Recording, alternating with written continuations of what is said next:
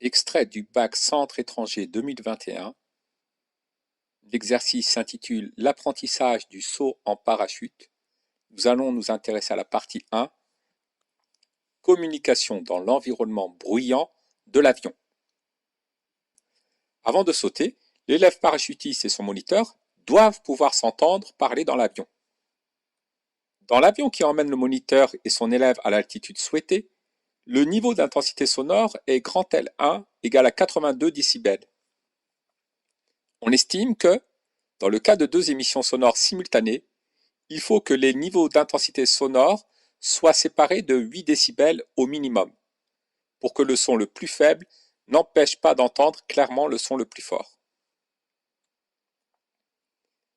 Le niveau d'intensité sonore grand L et l'intensité sonore grand I sont liés par la relation grand L est égal à 10 multiplié par le logarithme décimal du rapport I sur I0, avec I0 le seuil d'audibilité qui vaut 1 fois 10 puissance moins 12 watts par mètre carré. On estime qu'il est nécessaire de crier pour produire un son d'intensité sonore égale ou supérieur à IC, égal à 1 fois 10 puissance moins 3 watts par mètre carré.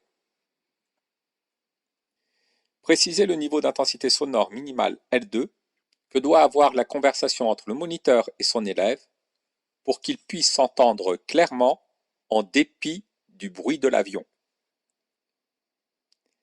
Afin que le son le plus faible n'empêche pas d'entendre clairement le son le plus fort, il doit y avoir un écart de 8 décibels entre les deux émissions sonores simultanées.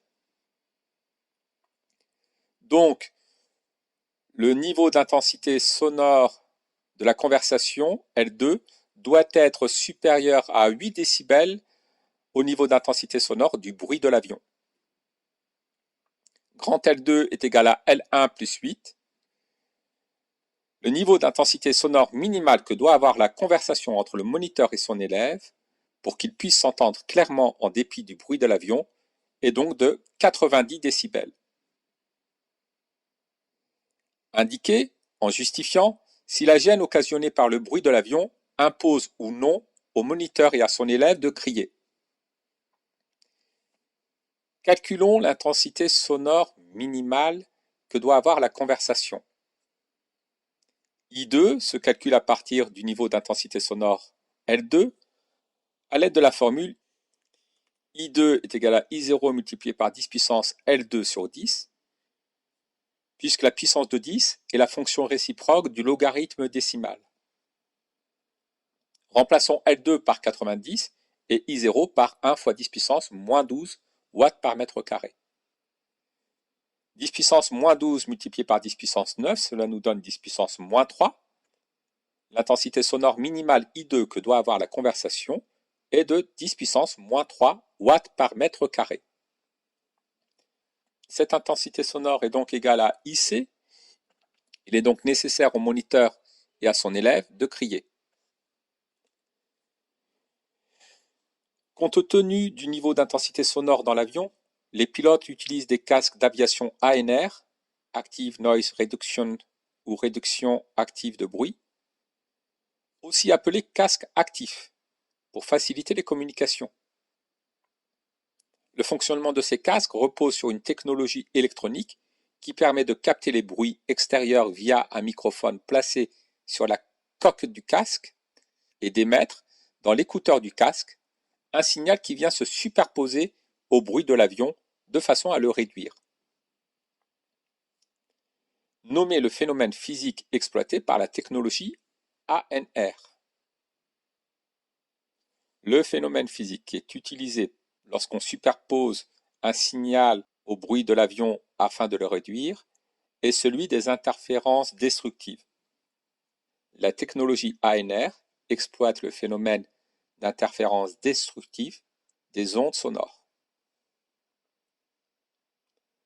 Afin d'illustrer au laboratoire le principe d'un casque ANR, on place un microphone en face de deux enceintes sonores.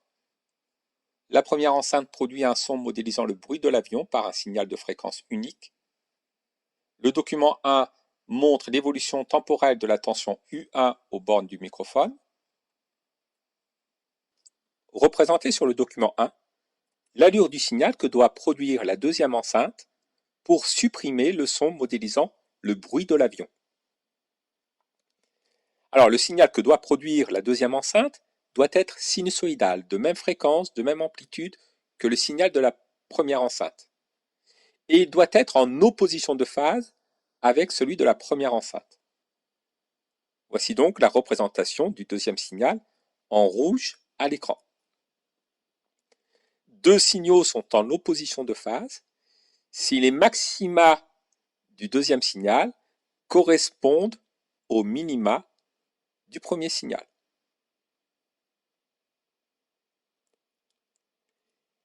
Si on fait l'addition mathématique des deux signaux rouge et bleu, nous obtenons un signal nul.